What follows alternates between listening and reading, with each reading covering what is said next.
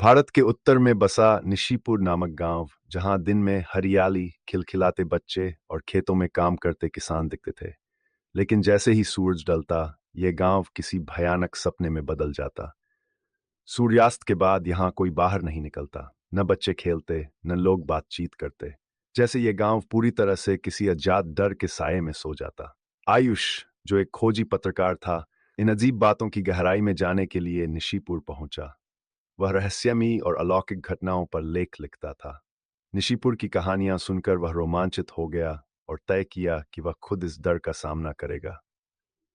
गांव में पहुंचते ही आयुष ने देखा कि लोग सामान्य जीवन जी रहे थे, लेकिन एक अजीब बात यह थी कि शाम होने से पहले ही लोग अपने घरों की ओर भागने लगते थे। गांव के एक छोटे ढाबे में चाय पीते हुए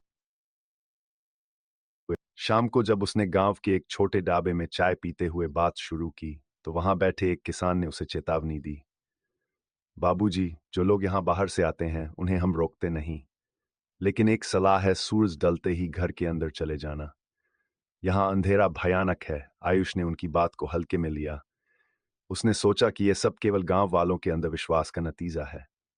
दूसरे दिन आयुष ने गांव के अन्य लोगों से बात करने की कोशिश की, लेकिन जैसे ही उसने रात के डर का जिक्र किया, लोगों के चेहरे सफेद हो गए।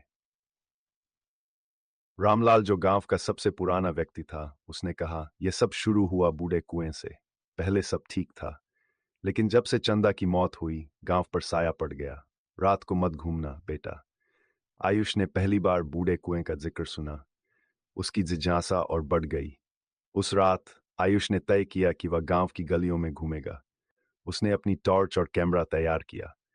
जब पूरी रात शांत हो गई और गांव सन्नाटे में डूब गया, आयुष घर से निकला। जैसे ही उसने गांव की मुख्य गली पार की, हवा अचानक ठंडी और भारी लगने लगी। पेड़ों के पत्ते सरसराने लगे और उसे ऐसा महसूस हुआ कि कोई उसे देख रहा है। कुछ दूरी पर उसे कुएं की ओर जाने वाली पगडंडी दिखी। जैसे ही वह उस ओर बढ़ा, उसे अपने पीछे किसी के चलने की आवाज सुनाई दी। उसने पलटकर देखा, लेकिन वहां कोई नहीं था। उसकी धड़कनें तेज हो गई। जब वह कुएं के पास पहुंचा, तो अचानक हवा तेज हो गई। उसे ऐसा लगा जैसे किसी ने उसका नाम पुकारा हो। वह पलटा और अंधेरे में एक आकृति दिखाई दी। लेकिन जब उसने टॉर्च जलाकर देखा, तो वहां कुछ नहीं था। आयुष ने अगले दिन गांव के मंदिर के पुजारी पंडित गोपाल से बात की।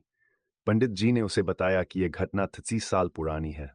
चंदा एक गरीब किसान की बेटी थी। वह सुंदर और स्वाभिमानी थी, लेकिन गांव के कुछ दबंग लोगों ने उसे डायन घोषित कर दिया। उन्होंने चंदा को गांव के बूढ़े कुएं में धकेल दिया। कहा जाता है कि उसकी आत्मा वहीं बस गई और वह हर उस व्यक्ति से बदला लेना चाहती है जो गांव का हिस्सा है।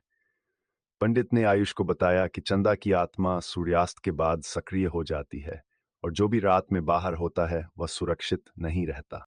आयुष ने उस रात बूढ़े कुएं तक जाने का फैसला किया। इस बार उसने पूरी तैयारी की थी। उसने एक धागा, कैमरा और कुछ अनुष्ठान सामग्री अपने साथ ली।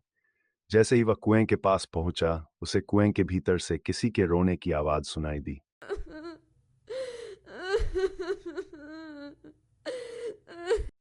उसकी हिम्मत डगमगाने लगी, लेकिन उसने कदम पीछे नहीं हटाए। अचानक कुएं के पास एक महिला की छाया प्रकट हुई। वह धीरे धीरे आयुष की ओर बढ़ी। उसकी आंखें लाल थीं और उसके बाल बिखरे हुए थे। उसने ठंडी आवाज में कहा, क्यों आए हो यहाँ? क्या तुम भी मुझे दोषी ठहराने आए हो? आयुष को लगा जैसे उसके पैर जाम हो गए हों, लेकिन उसने साहस जुटाकर कहा, मैं तुम्हारी मदद करने आया हूं। बताओ, तुम्हें क्या चाहिए?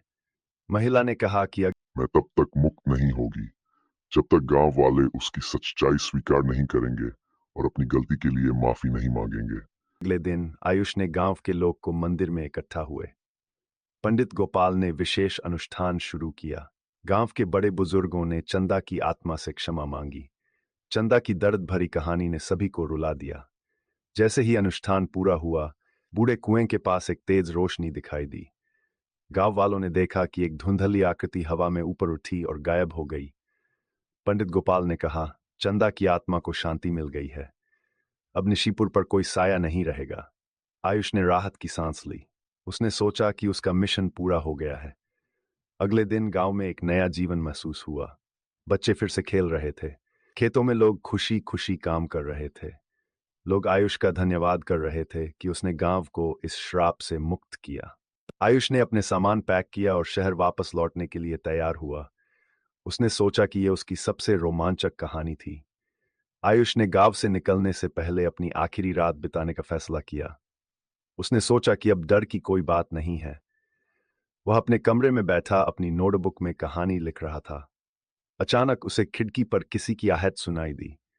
उसने खिड़की खोली, लेकिन वहां कोई नहीं था। उसने इसे अपनी थकान समझकर नजरअंदाज कर दिया।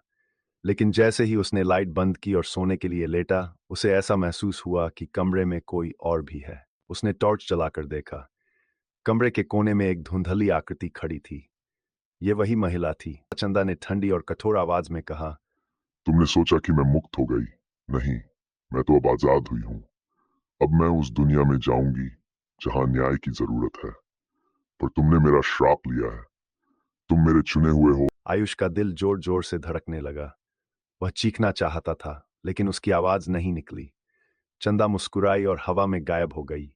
लेकिन जाते जाते उसने एक आखिरी वाक्य कहा, अब हर रात तुम मेरे डर के साए में रहोगे, क्योंकि जो अंधकार से टकराता है वह अंधकार का हिस्सा बन जाता है। अगले दिन आयुष ने गांव छोड़ा, लेकिन वह रात को चैन से नहीं सो पाया। हर रात उसे वही लाल आंखें और चंदा की परछाई दिखती। वह समझ गया कि उसने भले ही गांव को मुक्त कर दिया हो, लेकिन वह खुद अब श्राप का शिकार हो गया है। अब निशीपुर एक शांत जगह बन चुकी थी, लेकिन आयुष की जिंदगी कभी शांत नहीं रही।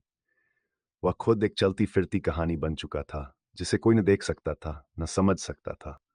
कभी कभी जो रहस्य हल करने की कोशिश करते हैं वे खुद ही उस रहस्य का हिस्सा बन जाते हैं। डर का अंत नहीं होता, वह बस एक जगह से दूसरी जगह चला जाता है।